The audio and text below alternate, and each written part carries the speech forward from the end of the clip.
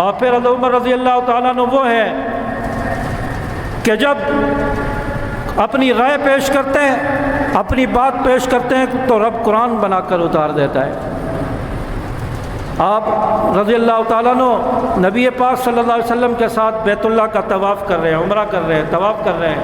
حضرت عمر رضی اللہ تعالیٰ عنہ کے دل میں بات آئی کہ یا رسول اللہ، یہ مقام ابراہیم ہے، ہمارے ابا ابراہیم علیہ السلام کا مقام ہے، قدم لگیں۔ میرا دل چاہتا ہے کہ یہاں پر 2 رکعت نماز نفل پڑھی جائے۔ آپ صلی اللہ علیہ وسلم فرماتے ہیں عمر، میں کیسے کہہ سکتا ہوں؟ جو حکم اللہ دے وہی اسلام ہوتا ہے، اس پر میں عمل کر سکتا ہوں۔ میں اپنی طرف سے کوئی دین میں بات نہیں لے کر آ سکتا، میں اپنی طرف سے کوئی عمل جاری نہیں کر سکتا۔ چنانچہ عمر رضی اللہ تعالیٰ عنہ کی رائے ہے۔ وقت گزرتا گیا، جبرائیل علیہ السلام وہی لے کر آ گئے، وَاتَّخِذُوا مِن مَّقَامِ إِبْرَاهِيمَ مُصَلًّى، کہ آج کے بعد مقام ابراہیم پر 2 رکعت نفل پڑھی جائے گی۔ یہ حضرت عمر رضی اللہ تعالیٰ عنہ کی خواہش اور رائے تھی۔ چاچا اللہ تعالیٰ نے قرآن بنا کر نبی پر نازل کر دیا۔ آج اس وقت تک عمرہ پورا نہیں ہوتا جب تک 2 رکعت مقام ابراہیم پر نفل نہ پڑھ لی جائے۔ یہ حضرت عمر رضی اللہ تعالیٰ عنہ کی رائے پر اللہ نے قرآن اتارا، یہ حکم اتارا ہے۔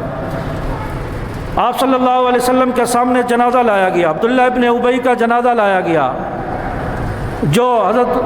جو مسلمانوں کا دشمن ہے، صحابہ کا دشمن ہے، نبی کا دشمن ہے۔ آپ صلی اللہ علیہ وسلم نے جنازہ پڑھانے کا اعلان کر دیا کہ ٹھیک ہے، میں محمد جنازہ پڑھاؤں گا۔ حضرت عمر رضی اللہ تعالیٰ عنہ منع کر رہے ہیں کہ نبی آپ جنازہ نہیں پڑھائیں، یہ تو دشمن ہے، یہ تو منافق ہے، بے ایمان ہے، آپ جنازہ نہ پڑھائیں۔ نبی فرماتے ہیں میں نے وعدہ کر لیا، اب میں وعدے کے خلاف نہیں کر سکتا۔ چنانچہ جنازہ پڑھانے کے لیے کھڑے ہو گئے، جنازہ بھی پڑھا دیا، اور پھر قرآن پاک اللہ نے نازل فرما دیا، اور قرآن پاک نازل فرما کر اللہ نے فرما دیا فَلَا تُصَلِّ عَلَىٰ أَحَدٍ مِّنْهُمْ مَاتَ أَبَدًا وَلَا تَقُمْ عَلَىٰ قَبْرِهِ، آج کے بعد کسی منافق کی نماز نہ پڑھانا، جنازہ نہ پڑھانا، اور نہ ان کی قبروں پر جانے کی آپ کو اجازت ہے۔ حضرت عمر رضی اللہ تعالیٰ عنہ کی یہ رائے، اور اللہ نے قرآن بنا کر نازل کر دیا۔ اس کے بعد آپ صلی اللہ علیہ وسلم نے پھر کسی منافق کی جنازہ نہیں پڑھائی، اور یہاں تک کہ حضرت عثمان رضی اللہ تعالیٰ عنہ کے دشمن کا جنازہ لایا جاتا ہے، آپ صلی اللہ علیہ وسلم نے پڑھانے سے انکار کر دیا۔ آپ صلی اللہ علیہ وسلم کو حضرت عمر رضی اللہ تعالیٰ عنہ مشورہ دیتے ہیں۔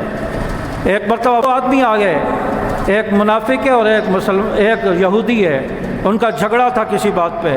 آپ صلی اللہ علیہ وسلم کے پاس آئے کہ یا رسول اللہ، ہمارا جھگڑا ہو گیا ہے، آپ ہمارے درمیان فیصلہ کر دیں۔ آپ صلی اللہ علیہ وسلم نے دونوں کی بات سنی تو فیصلہ یہودی کے حق میں کر دیا۔ اب یہ منافق یہاں سے اٹھا اور کہا کہ ہم عمر کے پاس جاتے ہیں فیصلہ کروانے، فیصلہ میرے حق میں نہیں ہوا۔ منافق بظاہر اپنے آپ کو مسلمان کہتا تھا، اور کہتا تھا کہ فیصلہ میرے حق میں نہیں ہوا، چنانچہ فیصلہ میرے حق میں ہونا چاہیے۔ یہ یہاں سے اٹھا اور عمر رضی اللہ تعالیٰ عنہ کے پاس چلا گیا۔ چنانچہ عمر رضی اللہ تعالیٰ عنہ کے پاس گئے، یہودی نے بات بتا دی کہ ہم نبی کے پاس سے آ رہے ہیں، نبی نے میرے حق میں فیصلہ کر دیا ہے، نبی کا فیصلہ یہ منافق نہیں مان رہا۔ حضرت عمر رضی اللہ تعالیٰ نے غصے سے دیکھا اور کہا کہ ٹھہرو، میں بھی تمہارا فیصلہ کرتا ہوں۔ چنانچہ حضرت عمر رضی اللہ تعالیٰ نے گھر گئے، تلوار لے کر آئے، آ کر اس منافق کا سر تن سے جدا کر دیا، اور فرما دیا کہ عمر کا فیصلہ پھر اس طرح ہوتا ہے، جو نبی کا فیصلہ نہیں مانتا، جو نبی کے فیصلے کا احترام نہیں کرتا، پھر عمر اس کا فیصلہ تلوار سے کرتا ہے۔ بات پھیل گئی کہ منافقوں نے کہہ دیا کہ ہمارے آدمی کو عمر نے قتل کر دیا ہے، نبی کے پاس آگے قصاص لیا جائے، قصاص میں عمر کو قتل کیا جائے۔ چنانچہ سزا تو قصاص ہی ہے قتل کی۔ نبی فرماتے ہیں کہ میں اب کیا کروں؟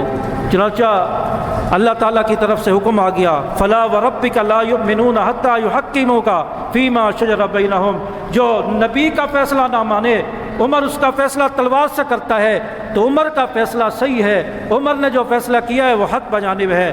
چنانچہ حضرت عمر رضی اللہ تعالیٰ عنہ کی تائید اللہ نے کر دی۔ تو حضرت عمر رضی اللہ تعالیٰ عنہ وہ عظیم صحابی ہیں